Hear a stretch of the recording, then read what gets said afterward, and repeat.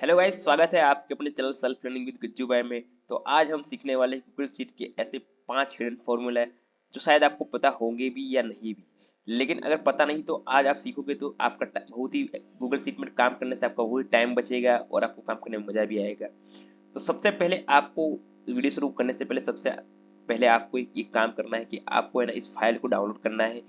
Link description में दे दिया है तो आप उसे डाउनलोड कर सकते हैं। उसके बाद मैक का कॉपी कर लेना है जिसे आप इसको एडिट भी कर सकते हैं। ठीक है, तो चलो शुरुआत करते हैं। एक वीडियो शुरू करने से पहले वीडियो को लाइक कीजिएगा, चैनल को सब्सक्राइब कीजिए और अपने दोस्तों के साथ शेयर करना बिल्कुल ना भूलें। तो चलो शुरू करते हैं। तो जब सबसे पहला फॉर्मूला है वो, चलो ये कुछ मैंने नाम लिखे हैं। अभी आप बताओ मुझे कि नाम किस लैंग्वेज में है। अगर आपको पता है तो आप सीधा कोड दे सकते हो, लेकिन अगर आपको पता नहीं है तो आप क्या आप कोड दोगे जिसे ट्रांसलेट कर सको। ठीक है, तो जिसको पता है वो कमेंट में जरूर बताए कि कौन सी लैंग्वेज है। तो सबसे पहले अपन एक गूगल का इनबिल्ट फंक्शन है जिसका नाम है डिटेक्ट लैंग्वेज। डिटेक्ट लैंग्वेज से आप इसको सिंपल आपको उसको रेफरेंस देना है और एंटर करना है। तो ये लोडिंग का टाइम लेगा। ये जीयू आ रहा है, जीयू का मतलब होता है गुजराती। अब आपको इसको ट्रांसलेट करना है तो आपको सिंपल ट्रांसलेट कर सकते हैं। उसके लिए आपको गूगल ट्रांसलेट का इस्तेमाल करना है। उसके बाद आपको वो नाम देना है जो सबसे पहला है।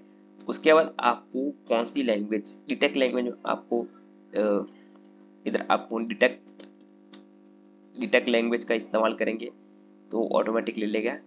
उसके बाद आपको इंग्लिश के लिए ई एन कोड का इस्तेमाल करना है। उसके बाद ब्रैकेट क्लोज करके एंटर करना है। तो थोड़ा लोडिंग का टाइम लेगा। तो ये देखो ट्रांसलेट हो गया है और इधर जो इनाम करके लोडिंग लेगा। ये देखो ये जितना भी लैंग्वेज था वो इंग्लिश में ट्रांसलेट हो गया है। मैं थोड़ा उसको है ना बोल्ड करके जूम कर देता ताकि आपको है ना अच्छे से दिखाई दे। और ये फॉर्मूला के लिए मैं फॉर्मूला की भी आपको दिखा देता थोड़ा जूम करके। ये रहा formula. Okay, Google translate detect language, दो फॉर्मूला इस्तेमाल किए गए हैं। ओके, जो गूगल सीट का सेकंड फॉर्मूला की बात करने वाले हैं वो बहुत ही मजेदार है। तो मान लेते हैं कि हमारे पास डेटा है, इधर नाम दिया गया है AJCT है, लेकिन नाम से के अंदर से आपको अलग अलग नाम के चाहिए। मान लो कि ये एलियास है तो एलियास एक ही बार लिखना चाहिए, जैसे इधर 3 बार लिखा हुआ है। उसके बाद चार्ली है वो 2 बार है। तो आपको अलग अलग नाम की इधर लिस्ट चाहिए कि भाई अलग अलग नाम है उसकी एक लिस्ट निकालनी है। तो अगर आप मैन्युअल लिखोगे तो कैसे करोगे, एलाइस करोगे, उसके बाद BOB करोगे, चार्ली करोगे, ऐसे। अलाइस दोबारा आया तो नहीं लिखना है। उसके बाद आप डेविड। तो अगर ये छोटा डेटा है तो आप तुरंत से कर दोगे, लेकिन अगर मान लो आपके पास हजार लाखों में डेटा है तो आप कितना टाइम लगेगा।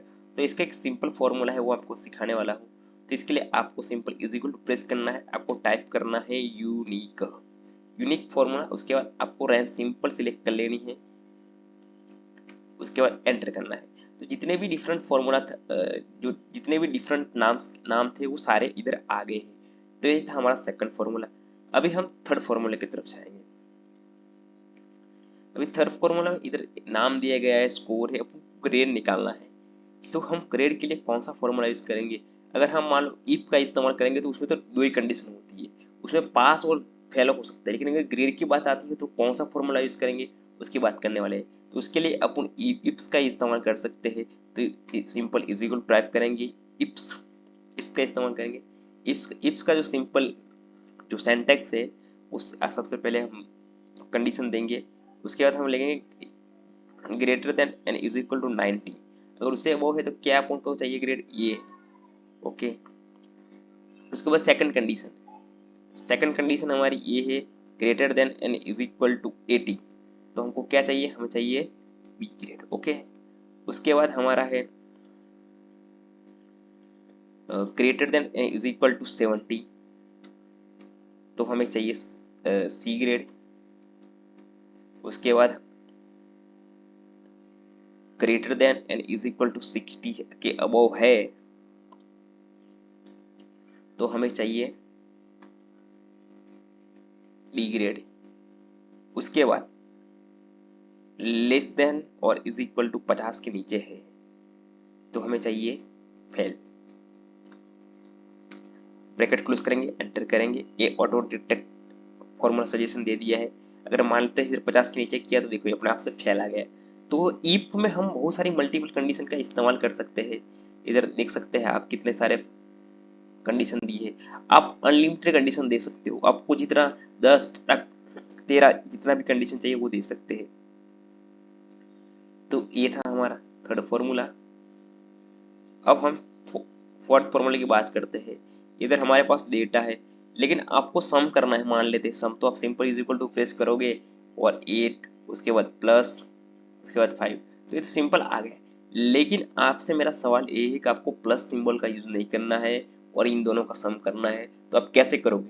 उसके लिए भी एक फॉर्मूला है, वो मैं आपको बताने वाला हूँ। तो आपको simple is equal to press करना है और ऐड टाइप करना है।